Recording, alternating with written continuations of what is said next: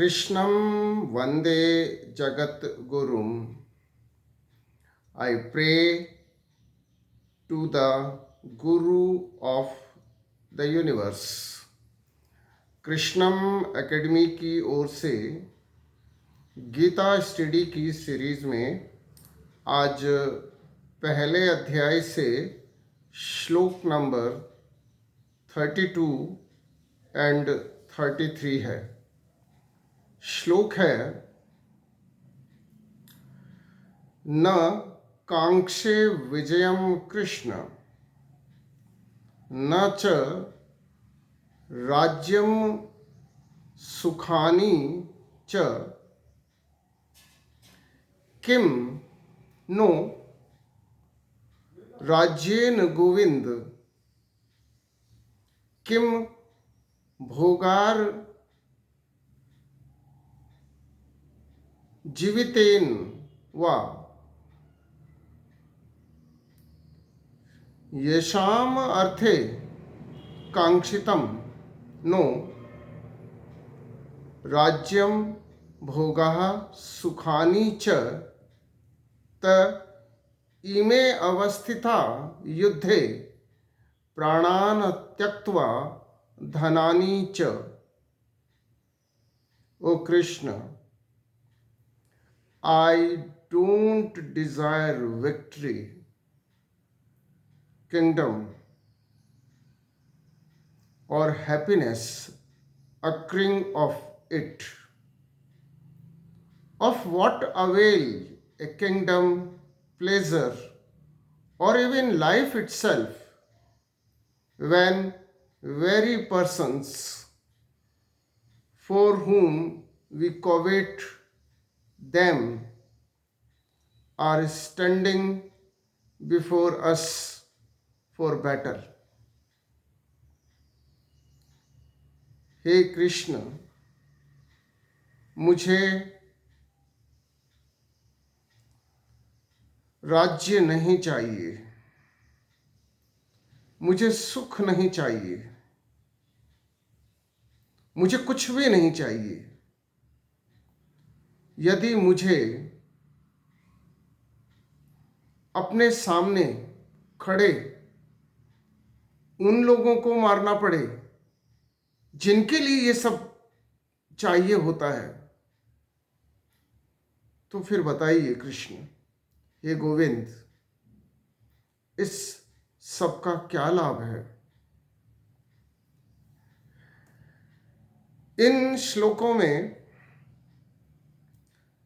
अर्जुन अपने तर्क दे रहे हैं, अपना नरेटिव बिल्डअप कर रहे हैं. सुनने में और काफी हद तक समझने में ऐसा लगता है कि अर्जुन का नरेटिव सही है कि वे अपने स्वजनों को नहीं मारना चाहता, उसे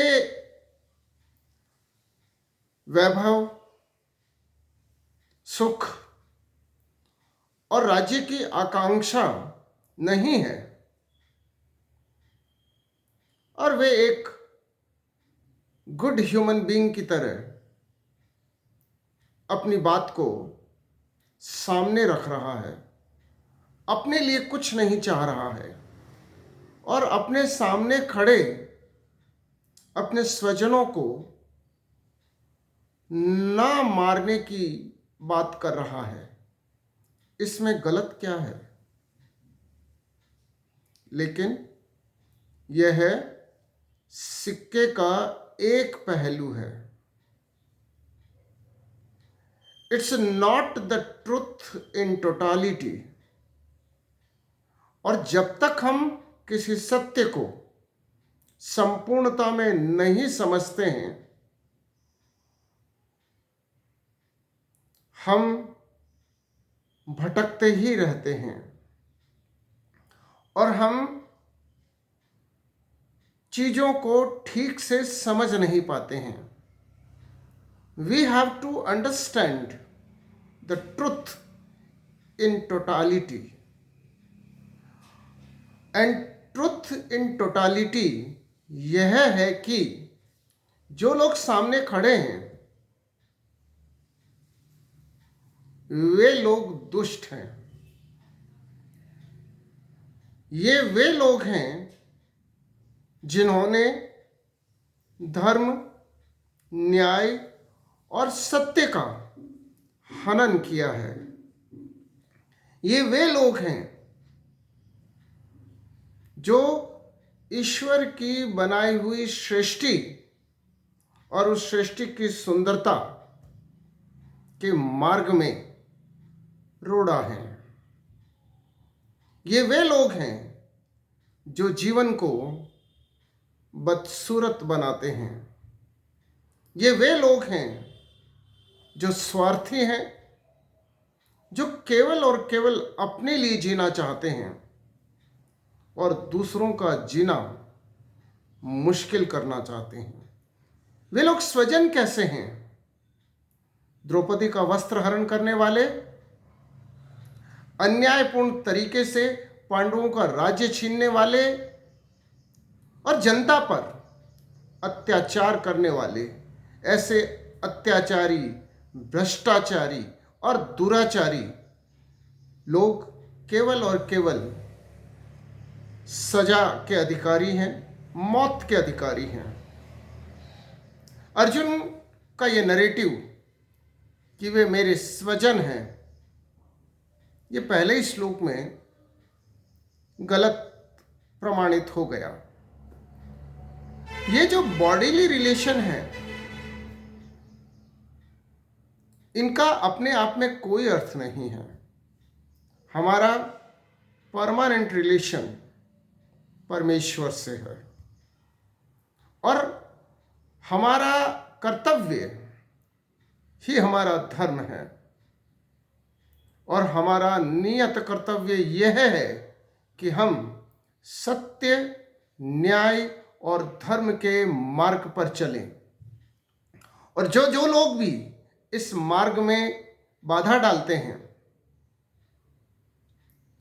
उनको सजा देना भी हमारा कर्तव्य है। और महाभारत का युद्ध ऐसे ही दुष्टों को सजा देने का युद्ध है। और अब इस युद्ध में आकर ये कहना कि मुझे राज्य नहीं चाहिए, मुझे सुख नहीं चाहिए, मुझे कुछ भी नहीं चाहिए, तो फिर जीवन का अर्थ क्या है? फिर जीवन है किस लिए? हमें इस बात को गंभीरता से समझना होगा।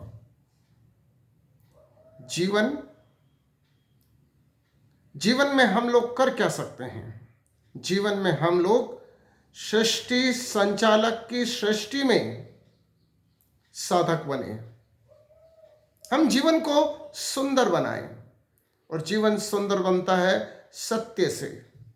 जीवन सुंदर बनता है धर्म का पालन करने से और जीवन सुंदर बनता है सबके साथ न्याय, सोशल जस्टिस, इकोनॉमिक जस्टिस।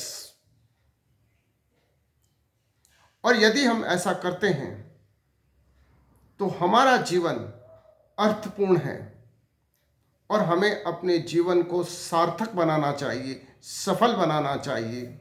हमें यह देखने की कोई आवश्यकता नहीं है कि कौन हमारा स्वजन है, कौन हमारा मित्र है, कौन हमारा शत्रु है।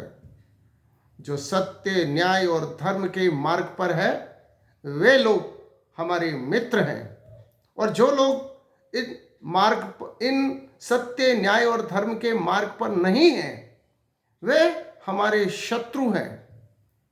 और फिर स्वजन का तर्क देना और स्वजन का नैरेटिव बनाना और ये कहना कि जिन लोगों के लिए हमें ये राज्य, सुख, ये सब चाहिए, वे लोग हमसे युद्ध करने के लिए खड़े हैं, इसलिए मैं युद्ध नहीं करूंगा, अपने आप में कुतर्क है और गलत नैरेटिव है। आवश्यक है कि हम सत्य को उसकी संपूर्णता में समझें। जय श्री कृष्ण।